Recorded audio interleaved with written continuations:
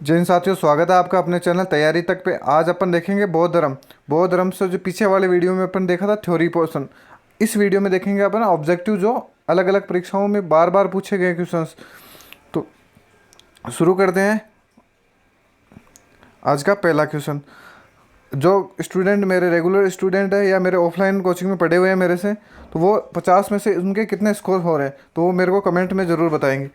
शुरू करते हैं। पहला क्वेश्चन, त्रिपिटक ग्रंथ है। क्वेश्चन एक है, त्रिपिटक धर्म ग्रंथ है जैनों का, बौद्धों का, सिखों का या हिंदुओं का? तो इसमें जल्दी से आपको आंसर करना है, माइंड सोचना है या फिर इसमें लिख लेना आपके कितने सही हो रहे हैं कितने गलत। तो त्रिपिटक धर्म ग्रंथ है, तो ये बौद्धों का धर्म ग्रंथ है। फिर अगला क्वेश्चन है, और अपन हर टॉपिक को ऐसे ही कवर करेंगे। पहले उसका थ्योरी करेंगे, उसके बाद उससे रिलेटेड जितने भी क्वेश्चंस बन रहे हैं या पूछे गए परीक्षाओं में उनको ऑब्जेक्टिव प्रैक्टिस करेंगे। तो अगर बौद्ध धर्म का अगर आपने थ्योरी का वीडियो नहीं देखा है तो डिस्क्रिप्शन में दिया हुआ है, मात्र 15 मिनट में अपन सारी डिस्कस कर ली है उसमें। तो वो अगर वीडियो देखा हुआ है तो आपको ज़्यादा ईजी रहेगा, या कहीं बुक से पढ़ा हुआ है तो भी आप प्रैक्टिस कर सकते हो। फिर अगला क्वेश्चन, बुद्ध ने निम्नलिखित में से किस स्थान पर महापरिनिर्वाण या मृत्यु प्राप्त किया था? यानी तो बुद्ध की मृत्यु कहाँ हुई थी? तो बताओ। ऑप्शन है कुशीनगर, कपिलवस्तु, पावा में या कुंडग्राम में? तो इसका उत्तर हो जाएगा कुशीनगर। यानी कि महात्मा बुद्ध का महापरिनिर्वाण हुआ था या मृत्यु हुई थी कुशीनगर में, और मृत्यु की घटना को महापरिनिर्वाण कहा जाता है। फिर अगला क्वेश्चन, महायान शब्द किस धर्म से संबंधित है? महायान शब्द किस धर्म से संबंधित है? तो ऑप्शन है जैन, बौद्ध, सिख या शैव। जल्दी से आंसर करिए। तो महायान शब्द है वो है बौद्ध धर्म से संबंधित, और ये 4 बौद्ध संगीतियाँ हुई थी, 3 4, और चौथी में इसका बौद्ध धर्म 2 भागों में बट गया था, हीनयान और महायान। तो अगला क्वेश्चन है, गौतम बुद्ध ने अपना पहला उपदेश कहाँ पर दिया था? गौतम बुद्ध ने अपना पहला उपदेश कहाँ पर दिया था? तो ऑप्शन है बोध गया, सारनाथ, कपिलवस्तु या पाटलिपुत्र। तो महात्मा बुद्ध ने या गौतम बुद्ध ने अपना पहला उपदेश दिया था सारनाथ में, और इस घटना को धर्मचक्र प्रवर्तन कहा गया है। फिर अगला क्वेश्चन, किसका जन्म कपिलवस्तु शहर के निकट लुम्बिनी नामक एक उपवन में हुआ था? किसका जन्म कपिलवस्तु शहर के निकट लुम्बिनी नामक जगह हुआ था? लुम्बिनी नेपाल में है। तो बताओ, महावीर, बिंबिसार, गौतम बुद्ध या अशोक? तो इसका आंसर हो जाएगा गौतम बुद्ध। गौतम बुद्ध का जन्म हुआ था कपिलवस्तु शहर के निकट है लुम्बिनी नामक स्थान, वहाँ और ये है नेपाल में। तो आपसे पूछा जा सकता है कि गौतम बुद्ध का जन्म कहाँ हुआ? तो ऑप्शन में या तो मिलेगा आपको कपिलवस्तु, लुम्बिनी या नेपाल। तो इन तीनों में से एक मिले तो वो आंसर हो जाएगा आपका। फिर अगला क्वेश्चन, किसके द्वारा तृतीय बौद्ध संगति को संरक्षण प्रदान किया गया था? किसके द्वारा तृतीय बौद्ध संगति को संरक्षण प्रदान किया गया था?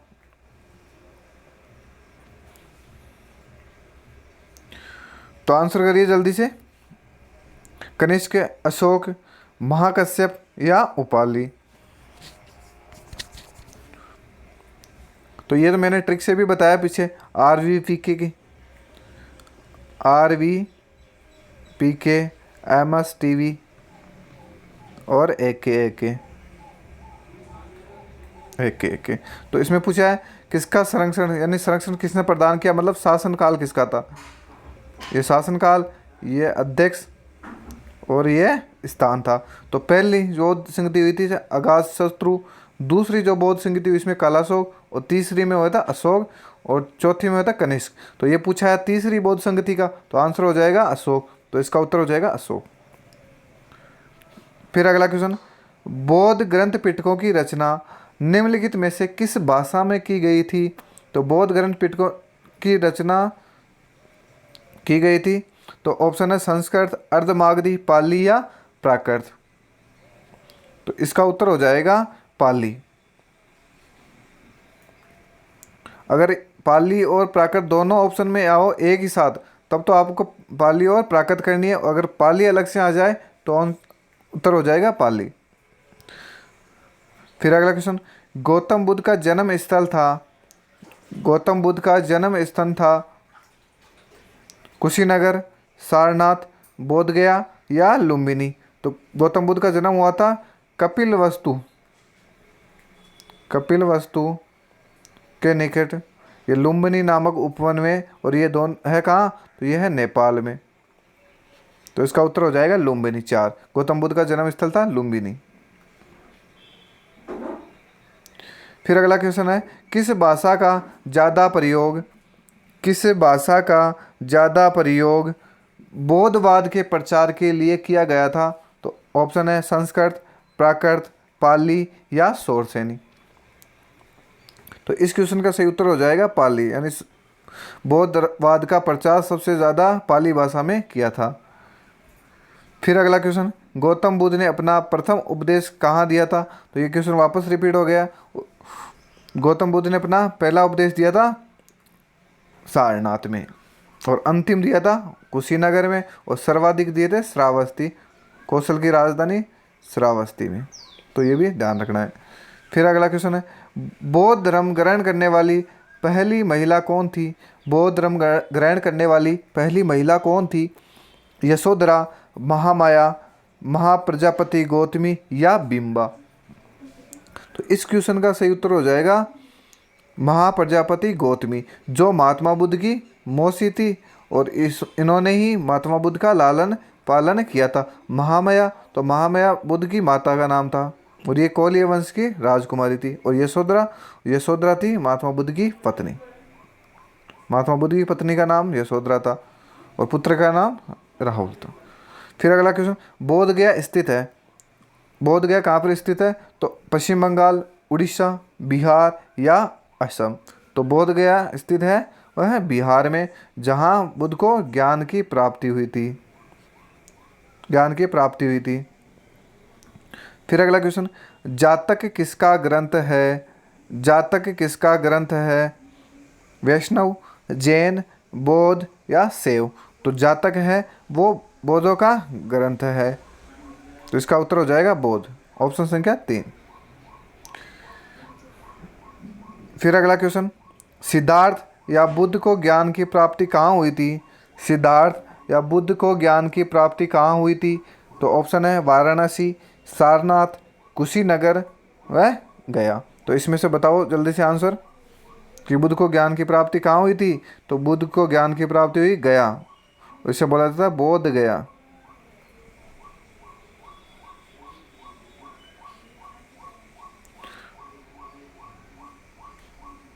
और ज्ञान की प्राप्ति की घटना को संबोधि कहा जाता है, ये भी ध्यान रखना, संबोधि। ग्रह त्याग की घटना को क्या कहा जाता है, ज्ञान की प्राप्ति को क्या कहा जाता है, उपदेश की घटनाओं को, और मृत्यु की घटना को। ये 4 घटनाएं भी आपको ध्यान रखनी है। और इसको ज़रूर कमेंट बॉक्स में बताएं कि उसके कितना स्कोर हुए हैं। वो स्टूडेंट जो मेरे से रेगुलर जुड़े हुए हैं या मेरे से ऑफलाइन पढ़ रहे हैं या पढ़े हुए हैं, तो वो भी अपना स्कोर ज़रूर बताएं। फिर है, सारनाथ में बुद्ध का प्रथम प्रवचन कहलाता है। तो घटना बतानी है आपको, सारनाथ में क्या हुआ था। सारनाथ में उपदेश दिया था या प्रवचन, प्रवचन को ही उपदेश कहा जाता है। तो ऑप्शन है महाविनिष्क्रमण, महापरिनिर्वाण, मस्तकाभिषेक या धर्मचक्र परिवर्तन। तो जल्दी से आंसर करिए, सोचिए देखें कौन सा आंसर हो सकता है इसमें। महाविनिष्क्रमण ये तो नहीं होगा, ये तो ग्रह त्याग है। महापरिनिर्वाण यह है मृत्यु है, और इसका उत्तर हो जाएगा धर्मचक्र परिवर्तन। यानी उपदेश की घटनाओं को क्या कहा जाता है, तो धर्मचक्र परिवर्तन कहा जाता है। और पूरी इंडियन हिस्ट्री अपन ऐसे ही कवर करेंगे, जैसे टॉपिक लेंगे पहले और उसी टॉपिक के बारे में जल्दी जल्दी से डिस्कस करेंगे, जिससे आपको रिवीजन हो जाए। आपने अगर बुक से पढ़ा तो भी कम समय में रिवीजन हो सके, और वही पॉइंट लिखेंगे जो काम के हो, जो मेरा अनुभव है उसी के अकॉर्डिंग मैं उसमें डालूंगा डाटा। तो उसमें से क्या आपको कचरा देखने को नहीं मिलेगा, बाकी चीज़ें तो आप बुक से भी उसमें देखने को मिल जाएगी आपको। तो इसमें आपको काम की चीज़ें मिलेगी। और जैसे आप तैयारी करो अपनी 5 से 7-8 घंटे जो भी है आपके, वो फिक्स रखो। मेरे को केवल दिन में आप 30 मिनट निकाल दो मेरे लिए। उसमें आपको मैं थ्योरी प्लस ऑब्जेक्टिव प्रैक्टिस कराऊंगा। जब आपका मन भर जाए पढ़ के, उसके बाद में चाहे आप देख लिया करो। तो फिर है अगला क्वेश्चन, बुध के ग्रह त्याग का प्रतीक क्या है? घोड़ा, हाथी, बैल, हाथी अगर दो, सॉरी, हाँ, घोड़ा, हाथी, बैल। तो इसमें से बताओ बुध के ग्रह त्याग का प्रतीक क्या है? तो बुध के ग्रह त्याग का प्रतीक है घोड़ा, और जन्म का प्रतीक है कमल। ये भी ध्यान रखना, जन्म का प्रतीक है कमल और ग्रह त्याग का प्रतीक है घोड़ा। और इस घटना को क्या कहा जाता है, ये पीछे देखी है आपने। फिर है, गौतम बुद्ध ने भिक्षुणी संघ की स्थापना कहाँ की थी? यानी गौतम बुद्ध ने भिक्षुणी संघ की स्थापना कौन सी जगह की थी? सारनाथ, कपिलवस्तु, वैशाली में या गया में? तो इसका उत्तर बताओ जल्दी से। सारनाथ, कपिलवस्तु, वैशाली या गया? तो इसका सही उत्तर हो जाएगा कपिलवस्तु। यानी गौतम बुद्ध ने भिक्षुणी संघ की स्थापना कपिलवस्तु में की थी। फिर अगला क्वेश्चन, किसे एशिया की रोशनी या द लाइट ऑफ एशिया कहा जाता है? महात्मा गांधी को, गौतम बुद्ध को, अकबर को या मौत से तुंग को? तो इसका उत्तर तो वैसे भी कर दोगे आप, क्योंकि गौतम बुद्ध ही पढ़ रहे हैं अपन। तो इसका सही उत्तर हो जाएगा गौतम बुद्ध। फिर अगला क्वेश्चन, कनिष्क के शासनकाल में चतुर्थ बौद्ध संगीतिया सभा किस नगर में आयोजित की थी? और ये मैंने बौद्ध संगीतियाँ बहुत अच्छे से बताई है, अगर वो वीडियो डिस्क्रिप्शन में दिया हुआ है जाके देख लेना। सबसे अंतिम में मैंने 4 बौद्ध संगीतियाँ बताई है, और वो आप कभी भी नहीं भूलोगे। और मैंने बताया था वहाँ पे कि इस बौद्ध संगीतियों में कुल मिला के 14 प्रकार के प्रश्न पूछे जाते हैं, और सबसे ज़्यादा अगर बौद्ध धर्म में गलत होने वाला क्वेश्चन है तो वह है बौद्ध संगीतियाँ। तो इसका उत्तर बताओ, कनिष्क के शासनकाल में चतुर्थ बौद्ध संगीति सभा किस नगर में आयोजित हुई? जल्दी से आंसर करो, जब तक मैं आपको बता देता हूँ वापस कि कैसे कैसे उनको याद करना है। तो देखो 4 बौद्ध संगीतियाँ हुई थी, 4 बौद्ध संगीतियाँ हुई थी। पहले अपन ने लिखा था स्थान लिखना कि कहाँ हुई थी, फिर लिखना है कि अध्यक्ष की, कौन सी बौद्ध संगीति का कौन अध्यक्ष था, फिर शासनकाल किसका था या संरक्षण किसका था। तो इन 3 पॉइंटों में लिखेंगे वही। देखो पहले में लिखना आर, फिर 2 में वी, पी, के, मतलब राजगृह, वैशाली, पाटलिपुत्र और ये कुंडलवन। ये होगी बौद्ध संगीतियाँ का स्थल की इस जगह। फिर है अध्यक्ष, तो अध्यक्ष में लिखना है वही MSTV, यानी RVPK MSTV लिख लिया। यानी ये अध्यक्ष थे। पहले बौद्ध संगीति का अध्यक्ष महाकश्यप, हुई कहाँ थी? राजगृह में। दूसरी में सभाकर्मी, तीसरी में तिस और चौथी में वसुमित्र। फिर है संरक्षण या किसका शासनकाल था? तो वही एक के लिखना है, बस एक के।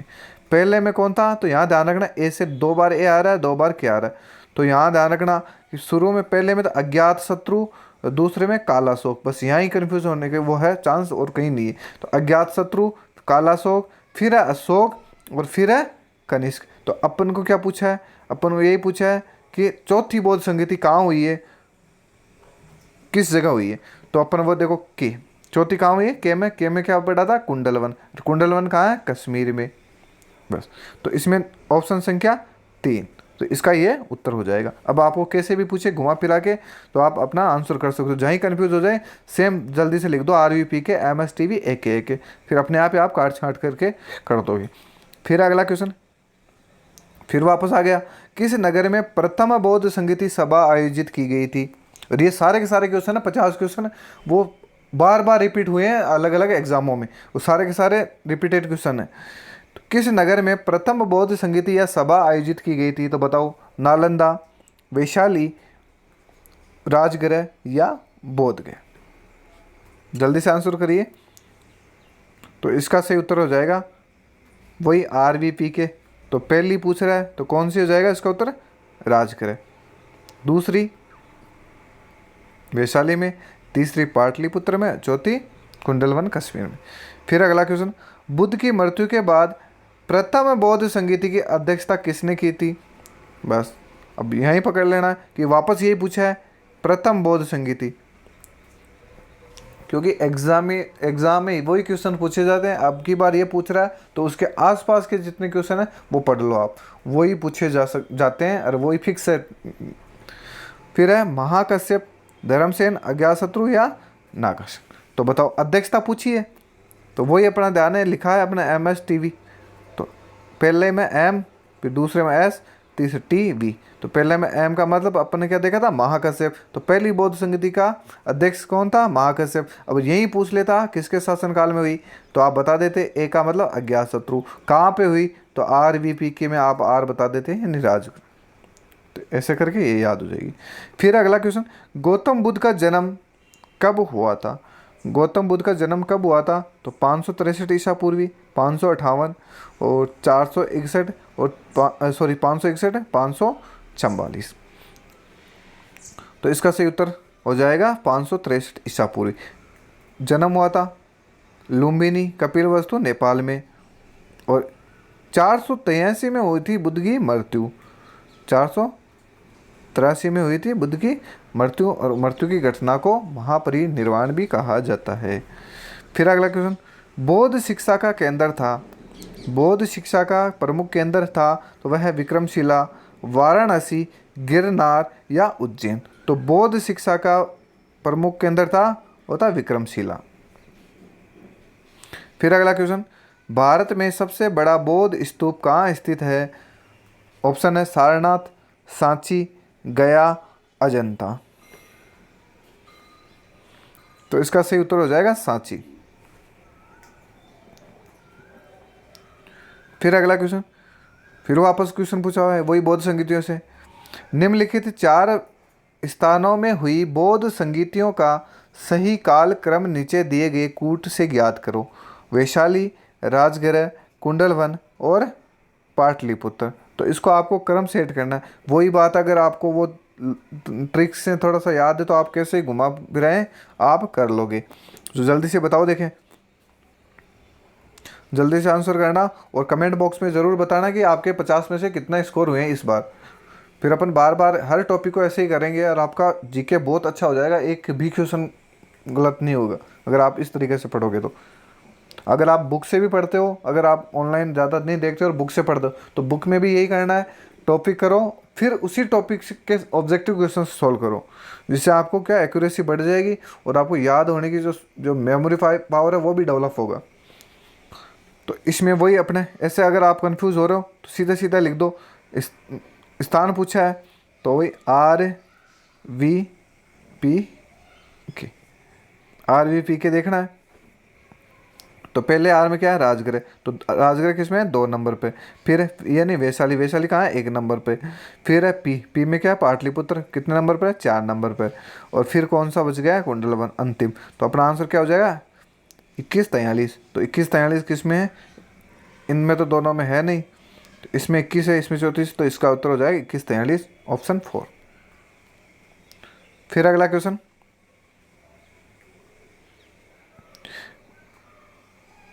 गौतम बुद्ध ने अपनी मृत्यु के उपरांत बौद्ध संघ के नेतृत्व में किसे नामित किया। गौतम बुद्ध ने अपनी मृत्यु के उपरांत बौद्ध संघ के नेतृत्व के लिए किसे नामित किया। तो वही बौद्ध संगीति हुई थी, पहली बौद्ध संगीति 483 ईसा पूर्व में हुई थी बुद्ध की मृत्यु के बाद। तो उसमें इसका उत्तर हो जाएगा महाकश्यप। और उपाली और आनंद कौन थे, तो महात्मा बुद्ध के शिष्य थे, और पहला शिष्य आनंद था।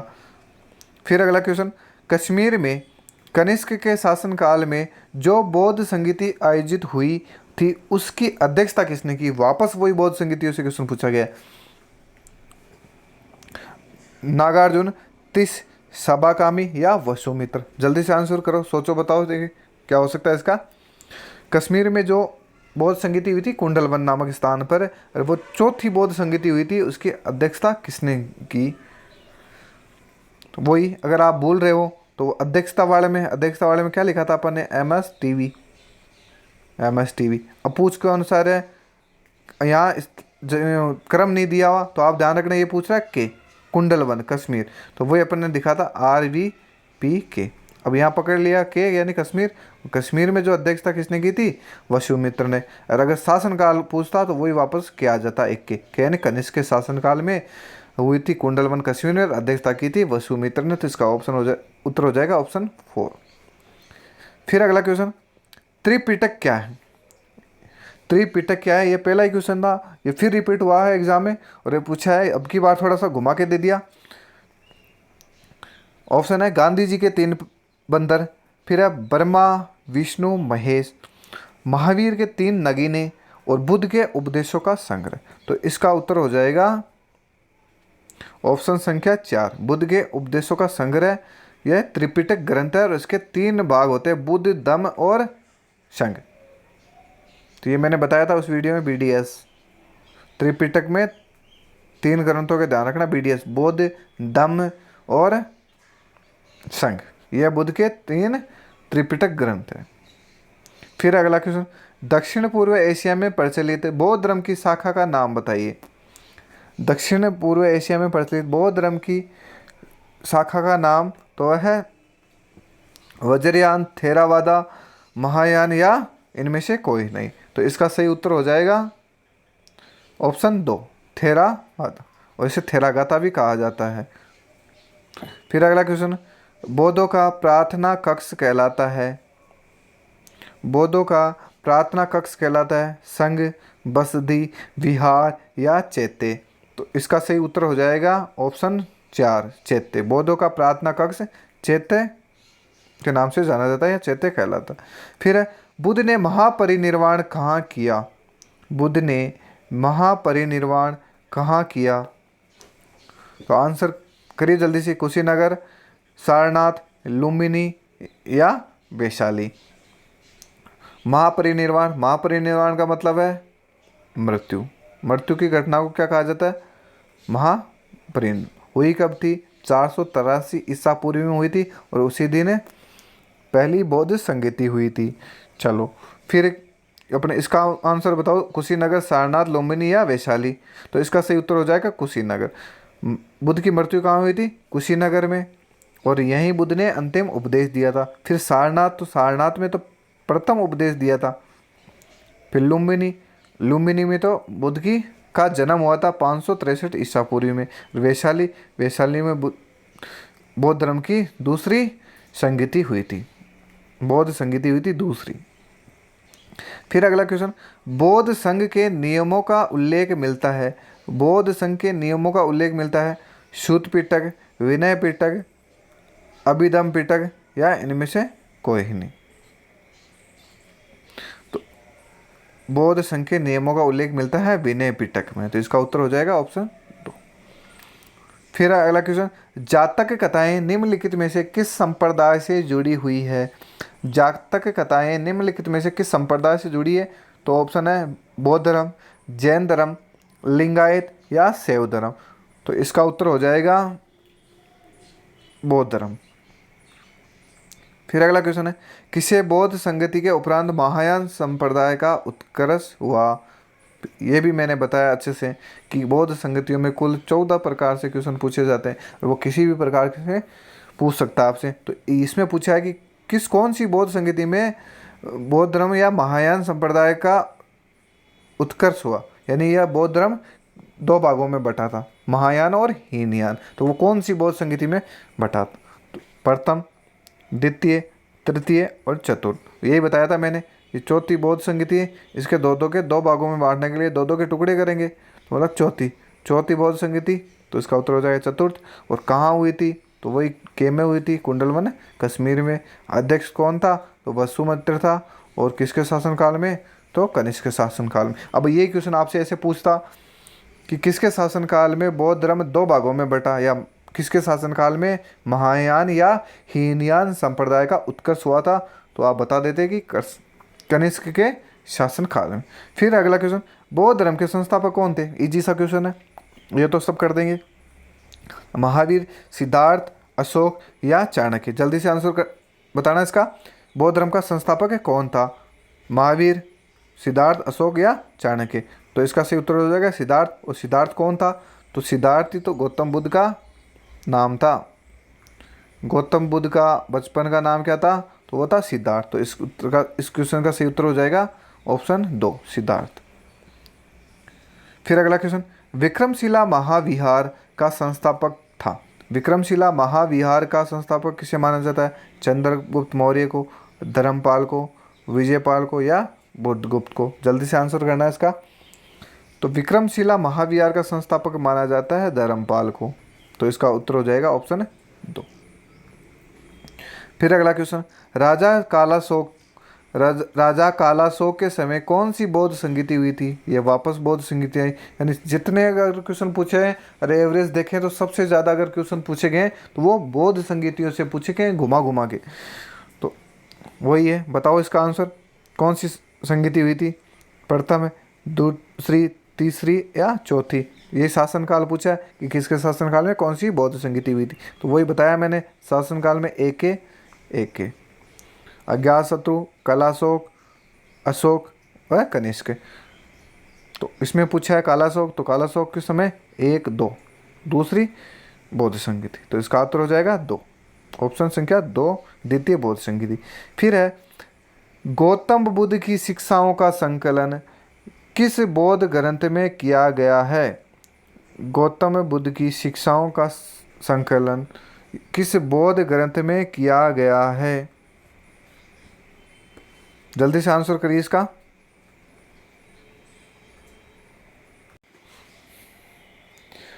अभिधम पिटक, मिलिंद पन्हो, विनय पिटक या सूत पिटक? जल्दी से आंसर करो।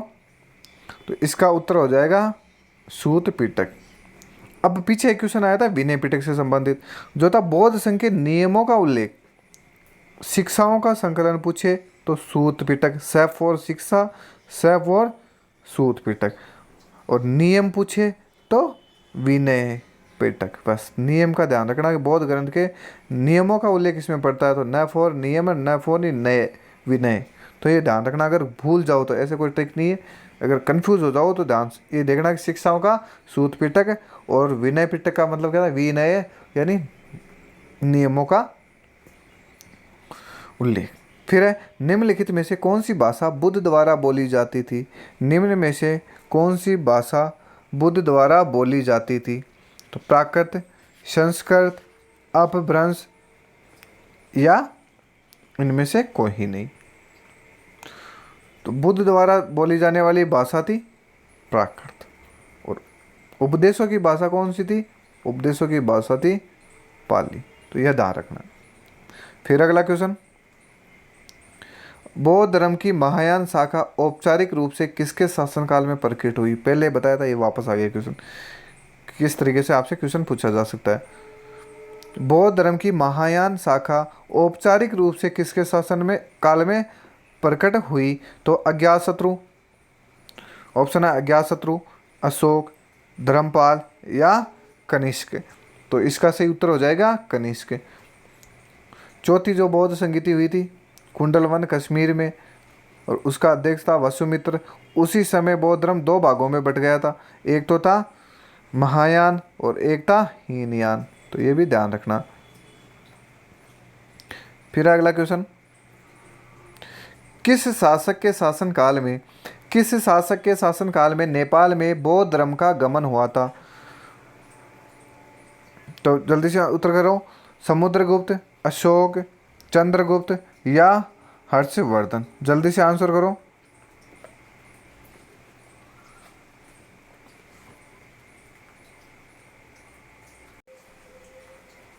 तो इसका सही उत्तर हो जाएगा अशोक। किस शासक के शासनकाल में नेपाल में बौद्ध धर्म का गमन हुआ? तो अशोक के शासनकाल में। फिर अगला क्वेश्चन, सांची क्यों विख्यात है? 42 क्वेश्चन है, सांची क्यों विख्यात है? तो बताओ। चट्टान काटकर बनाए गए मंदिर के कारण, सबसे बड़ा बौद्ध स्तूप होने के कारण, गुहा चित्रकारी के कारण या अशोक के शिलालेख के कारण? तो इसका उत्तर दीजिए जल्दी से। सांची क्यों विख्यात है? तो इसका उत्तर हो जाएगा सबसे बड़ा बौद्ध स्तूप सांची में ही है। फिर अगला क्वेश्चन, बौद्ध गुफाओं के लिए प्रसिद्ध कारलेख किस राज्य में स्थित है? महाराष्ट्र, उत्तर प्रदेश, उत्तराखंड या मध्य प्रदेश? तो बौद्ध गुफाओं के लिए कारलेख किस राज्य में स्थित है? तो वह है महाराष्ट्र राज्य में। तो इसका उत्तर हो जाएगा ऑप्शन संख्या 1। फिर अगला क्वेश्चन है, बुद्ध ने सर्वाधिक उपदेश दिए थे। तो बुद्ध ने सबसे ज़्यादा उपदेश कहाँ दिए?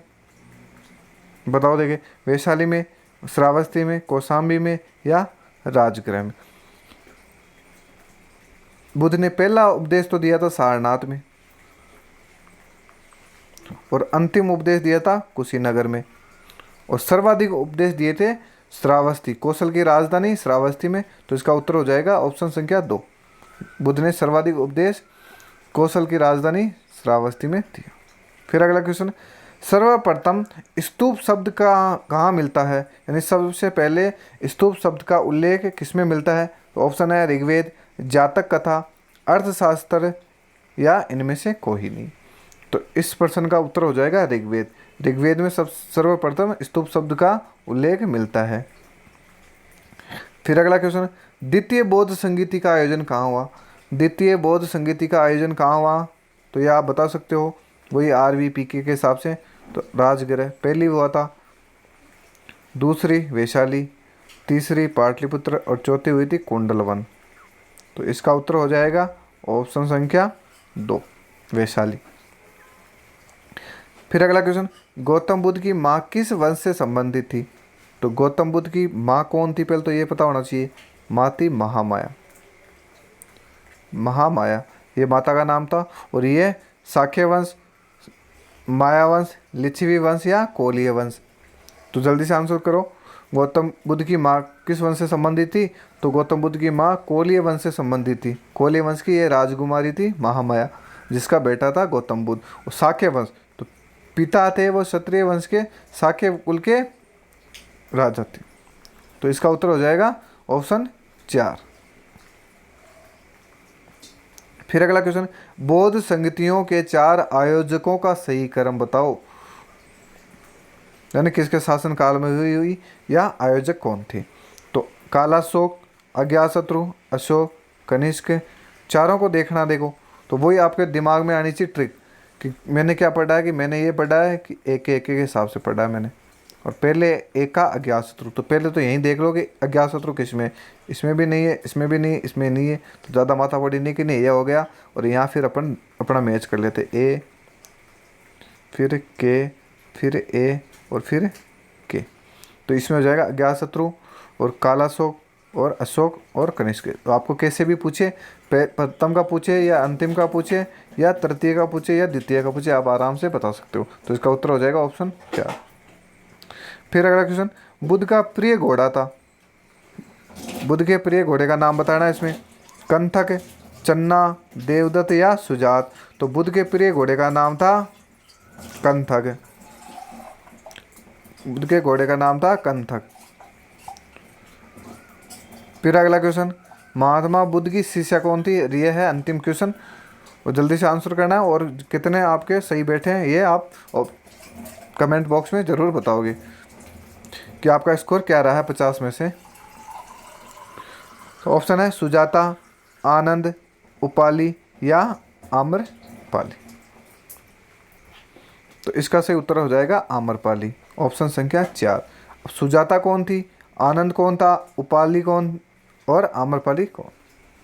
तो देखो सुजाता तो थी जब महात्मा बुद्ध कठोर तपस्या के बाद उन्होंने सुजाता के हाथ से भोजन किया था, यानी सुजाता ही वो महिला थी जिसने महात्मा बुद्ध को तपस्या करने के बाद भोजन कराया था। आनंद शिष्य था। तो यहाँ ध्यान रखना, यहाँ शिष्या पूछी है तो महात्मा बुद्ध का पहला शिष्य कौन था? आनंद, और दूसरा उपाली, फिर आम्रपाली, यानी शिष्या कौन थी? तो वो थी आम्रपाली। ये उत्तर होगा इसका 4। तो ये अपन ने देख लिया। अब आगे वाले वीडियो में देखेंगे अपन जैन धर्म।